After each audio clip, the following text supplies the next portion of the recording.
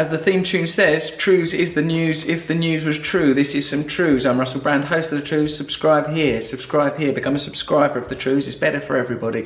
Today we are viewing some Bill O'Reilly rhetoric stroke invective. Hi, I'm Bill O'Reilly, reporting tonight from Southern California. Thanks for watching us. In which he discusses the phenomena of white privilege. I think Bill says there is no such thing. Last night on The Factor, Megyn Kelly and I debated the concept of white privilege, whereby some believe that if you are Caucasian, you have inherited advantages in America. Well, you do. I think that's true. There's probably information on the subject on this bit of paper that I've got. If you are white, you are less likely to be arrested. There you go. That's already an advantage, not being arrested. Research shows that white Americans are less likely to be arrested and jailed, while people of colour make up only 30% of the total population. They're 60% of the US prison population. Now, I'm no mathematician, but that seems like a disadvantage. Talking Points does not believe in white privilege. Well, that's the end then. So that's the end of the episode of Trews. We're now taking a different approach to this. We're just going to blindly agree with everything Bill O'Reilly says. However, there is no question that African Americans have a much harder time succeeding in our society than whites do. Fucking hell, Bill. That's confusing. There is no such thing as white privilege. However, it is worse to be black. Bill, like, Jesus, I'm getting confused. What's his next point going to be? But they deserve it. But the primary reason is not skin color, it's education. Hold on now. Bill, you've done it to me again. You've took me on a journey already I wasn't anticipating going on. Here are the facts. According to the Bureau of Labor Statistics, the unemployment rate for black Americans is 11.4%. It's just over 5% for whites, 4.5% for Asians. So, do we have Asian privilege in America? Don't be sarcastic, Bill. The median income for Asians, close to $69,000 a year. It's $57,000 for whites, $33,000 for blacks. So the question becomes, why? And the answer is found in stable homes and an emphasis on education. Bill, I've got a bit of information that you've forgotten to use in your otherwise thorough analysis of the racial issues in America. Comprehensive worldwide study stated children growing up in poverty are less likely to do well at school. Now, what it might be, Bill, is that there is white privilege. As a result, a lot of people of colour are growing up in poverty and not doing so well at school. Otherwise, what's your argument for why they're not doing well at school, Bill? Some crazy eugenic racist argument. 88% of Asian Americans graduate from high school, compared to 86% for whites and just 69% for blacks. So there you go. That means 31% of African Americans have little chance to succeed in the free marketplace because they're uneducated. They're high school dropouts. They're dropouts. They're layabouts. That might be as a result of social conditions that have an economic component that relate to race. According to a 2013 report, educational institutions are a passive agent in perpetuating white privilege. Bill, you've not considered an important fact. The report found that white students are still overrepresented in the nation's 468 elite institutions. Even though many white and minority students are unprepared for college in equal rates, more white students are admitted to universities. That's not immune from the white privilege argument that you're claiming is bogus. The higher education system is more and more complicit as a passive agent in the systematic reproduction of white racial privilege across generations, the Georgetown study noted. Even among equally qualified white African American Hispanic students, these pathways not only separate, but they bring unequal results. Read it, Bill! Why don't you listen? Why don't I get a job on Bill's show, doing the research, and if they go, Bill, you know in Talking Point, you're planning to do that racist thing. Yes, I'm planning. It's not racist, but what? Well, anyway, we've done some research. Let me look at this. This is bullcrap!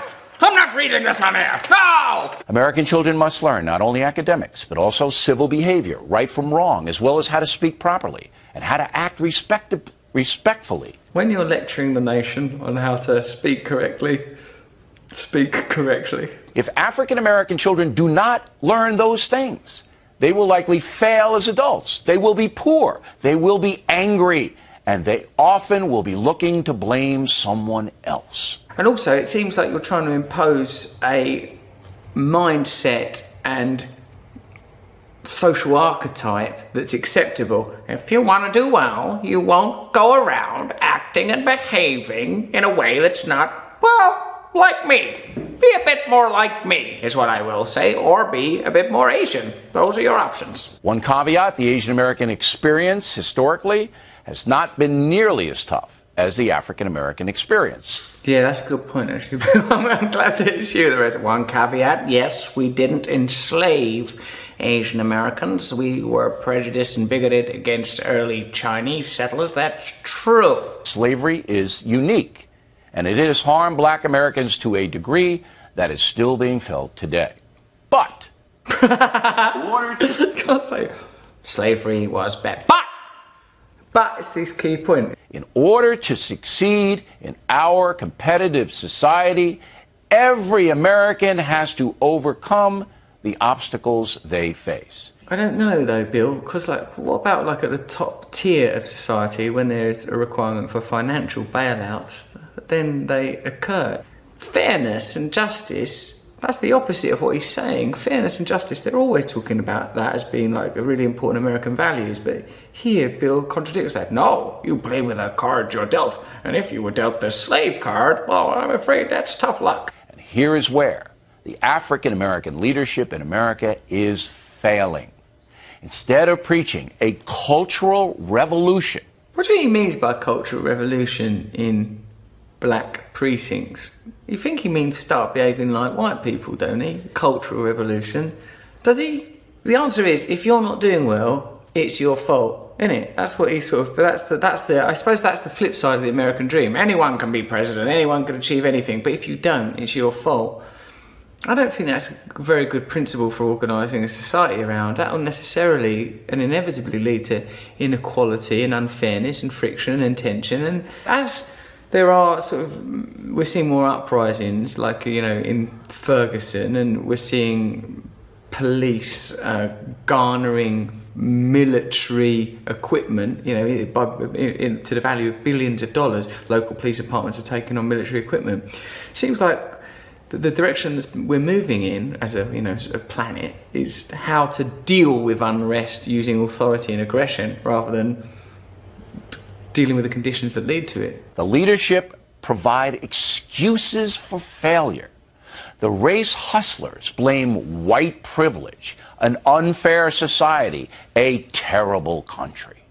So the message is, it's not your fault if you abandon your children, if you become a substance abuser, if you are a criminal. No, it's not your fault, it's society's fault. God, Bill, he's in a particularly bad mood today. He looks pallid, his eyes are all deadened, he's been really spiteful. Listen to this. We're talking about arrests and the disproportionately high black prison population. It says here, people of colour are no more likely to use or sell illegal drugs than whites, but they have much higher rates of arrests. While only 14% of black people use drugs regularly, 37% of those arrested for drugs are black. It sort of seems like at every level that it's skewed against that segment of the population. This trend holds true for children as well. They're more likely to be perceived as guilty. It has an influence on us all, I think, the constant presentation of negative stereotypes.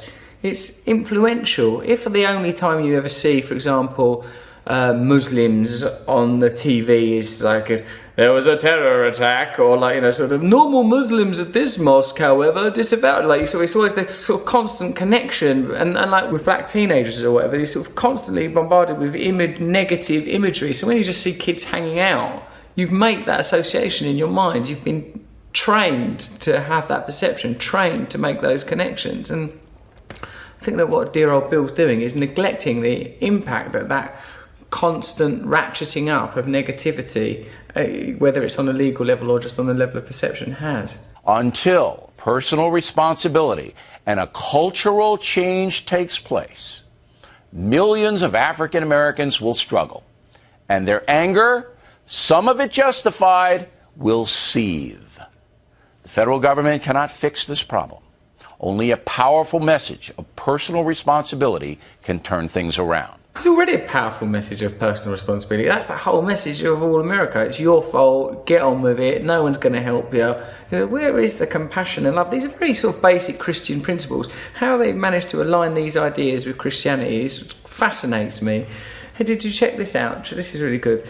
In 2012, an unemployed black woman made headlines for reporting that her resume on Monster.com began to receive interest from employers after she changed her name and race. Yolanda Spivey, an insurance professional, notes that Monster.com's diversity questionnaire section seemed to be hurting her employment options. After Yolanda changed her name to the fictitious Bianca White, she received calls with job offers immediately for better jobs than previously as well. More shocking was that some employers, mostly Caucasian-sounding women, were calling Bianca more than once, desperate to get an interview with this Bianca White. She's hot right now.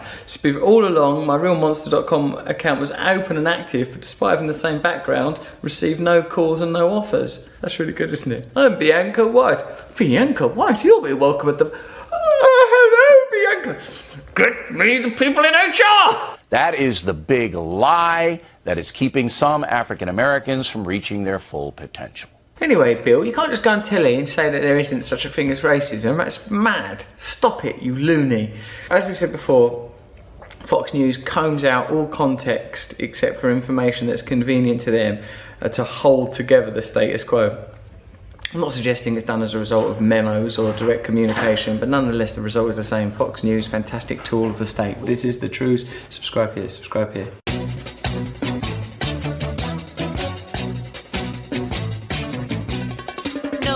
Is a tool that is abused to fool you and to leave you scared and confused. Trews is like the news. If the news was true, I want some Trews. Let's have some Trews.